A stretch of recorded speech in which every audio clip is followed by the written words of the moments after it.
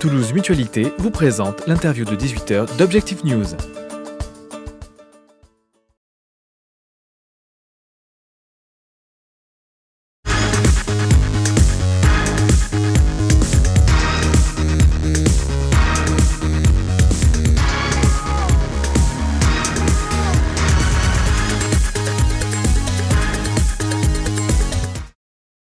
Bonjour à toutes, bonjour à tous, c'est parti, ça pétille le champagne en direct de Vinexpo. Vinexpo, vous savez, c'est le salon mondial des vins et spiritueux, la 31e édition. Et on reçoit aujourd'hui Jérôme Philippon, qui est le président de cette maison Bollinger. Bonjour Jérôme. Bonjour. Alors vous, école d'ingénieur, après école de commerce, l'ESSEC, et votre première vie, étonnamment, elle est dans le rhum. Vous étiez quoi, tout jeune à l'époque?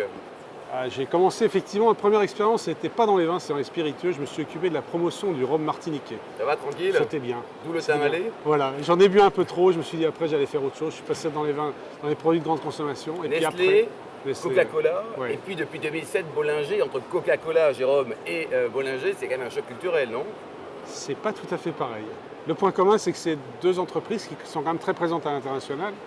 Mais c'est vrai qu'à part les bulles, il y a peu de choses en commun. Alors, l'histoire, entreprise familiale, 1829, vous n'étiez pas né, et ça y est, Bollinger arrive.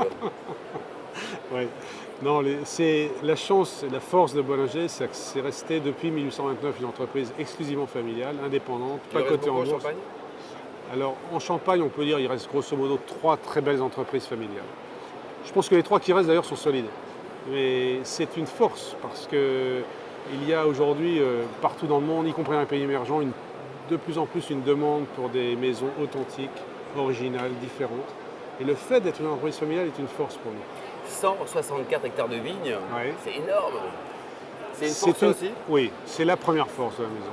C'est que la famille Bollinger, présente en Champagne depuis le XVe siècle, a très tôt compris l'intérêt d'avoir ses propres vignobles et dans les grands crus. Et aujourd'hui, si elle est indépendante, c'est probablement parce qu'elle a su constituer année après année, dizaine d'années après dizaine d'années, un vignoble maison.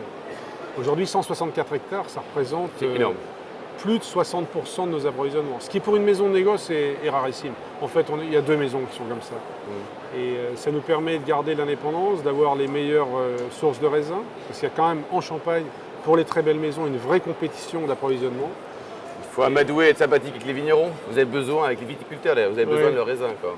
Oui, non, il faut effectivement, puisqu'on est quand même une maison en croissance aussi, une croissance maîtrisée, il nous faut toujours plus de raisins. Mais le fait d'avoir cette présence très forte dans les grands crus nous donne accès effectivement, plus une vraie présence locale aux meilleurs raisins. Jérôme Philippon, le style Bollinger, il est unique, comment on peut le définir? Le style Bollinger, il est unique. Je pense qu'il y a 2 choses. Si on doit retenir très simplement 2 choses, la première, c'est que c'est du pinot noir. On est une maison qui a tous ses assemblages basés sur le pinot noir, plus de 60%, alors que le champagne, c'est pinot noir, chardonnay et meunier. Bollinger, c'est très pinot noir. Et le deuxième élément caractéristique de Bollinger... Donc ça veut dire qu'au niveau du vieillissement, on a un potentiel de On a un garde. potentiel de vieillissement, on a des vins qui sont typiquement le qualificatif classique utilisé. On est plus sur la vinosité, sur la puissance du pinot noir, en restant élégant, parce que pinot noir, c'est quand même le cépage... Votre image, Jérôme Philippon. Ouais, c'est ça. Et deuxième élément, si on caractérise Bollinger, je dirais, c'est les tonneaux, puisque notre vinification, pour l'essentiel, est faite en fût. Ça, c'est pas du marketing, parce que dans certaines maisons concurrentes, on voit des petits tonneaux. Vous, c'est vrai. Voilà. La différence chez Bollinger, c'est ce qui m'a beaucoup plu en rejoignant cette maison, c'est que ce qui est dit est vrai. Et Bollinger, il n'y a pas d'effet d'annonce. Moi, j'ai travaillé avant dans des entreprises où on annonçait ce qu'on allait faire. Oui, chez Bollinger, on le dit une fois que c'est fait. Vinexpo, grand rassemblement mondial, Ouais. des vins, des spiritueux, des effervescents également. Ouais. Vous, d'un point de vue business, on peut le dire, il n'y a pas de honte, ça marche bien. Ça marche très bien. Ouais. Ça se vend-il quoi, la France, l'international? Alors, on fait 85% à l'exportation et 15%, rare, 15% en France. Oui, c'est très élevé, puisque le marché du champagne, c'est grosso modo 55% la France, 45% export. On est très présent à l'exportation. L'habillage, relooking. On a fait des évolutions gentilles.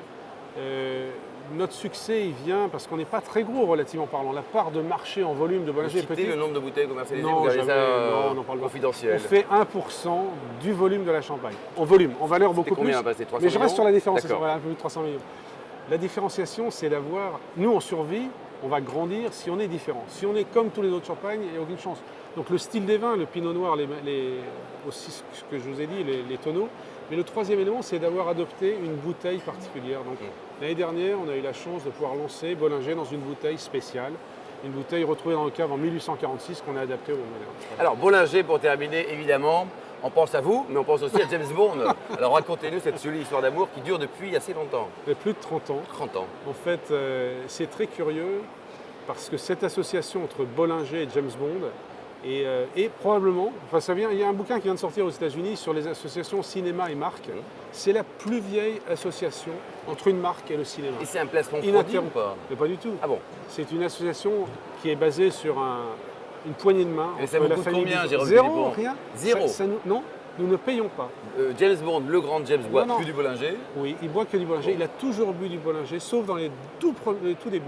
Pourquoi? Parce que James Bond, les producteurs de la famille de James Bond, c'est la famille Broccoli. Très vite, ils ont cherché à avoir un champagne anglais pour connoter, renforcer l'image très anglaise, très british de James Bond.